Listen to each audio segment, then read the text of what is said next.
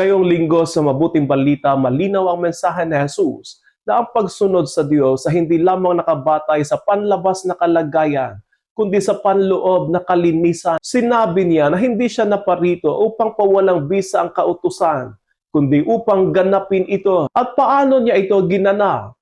Sa pamamagitan ng pagdadala sa tunay na diwa nito. Hindi sapat ang huwag pumatay, kailangan ding alisin ang galit. Hindi sapat ang huwag mga lunya, kailangan ding maging malinis ang isipan at hangarin. Hindi sapat ang panlabas na kabanalan.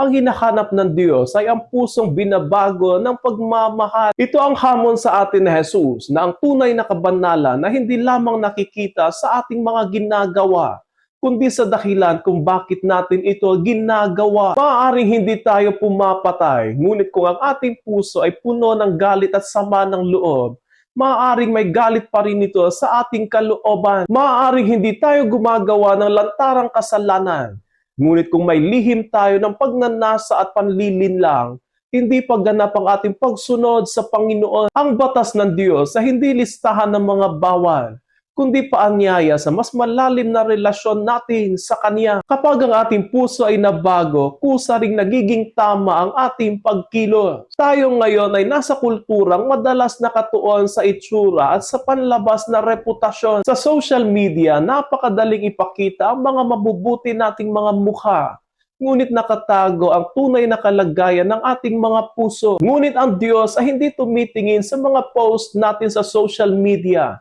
kundi sa ating puso. Ang tunay na Kristiyano ay hindi lamang mabuti sa harap ng kamera, kundi mabuti din sa lihim kahit walang nakatutok na kamera sa Kanya. Ang mabuting balita ngayon ay hindi pabigat, kundi biyaya para sa atin. Inaanyayahan tayo ni Jesus ngayon sa isang mas mataas na uri ng pamumuhay. Isang buhay na hindi lamang umiiwas sa kasalanan, kundi aktibong nagmamahal. Ang tunay na pagbabago ng mundo ay nagsisimula sa pagbabago ng puso. Kung pahihintulutan natin ang Diyos na baguhin tayo mula sa kalooban, tayo mismo ay magiging patunay na ang kautusan niya ay natutupad hindi sa takot, kundi sa ating aktibong pagmamahal.